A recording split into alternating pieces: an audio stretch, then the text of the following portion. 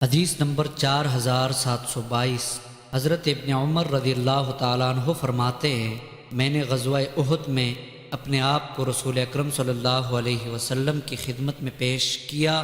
تو آپ نے مجھے اجازت نہیں دی، کیونکہ اس وقت میری عمر 14 سال تھی، اور خندق کے موقع پر پیش کیا اور اس وقت میری عمر 15 سال تھی تو آپ نے اجازت دے دی۔ حضرت نافع فرماتے ہیں، میں نے حضرت عمر بن عبدالعزیز رضی اللہ تعالیٰ عنہ کے پاس آیا، ان دنوں وہ خلیفہ تھے، میں نے ان سے یہ حدیث بیان کی تو انہوں نے فرمایا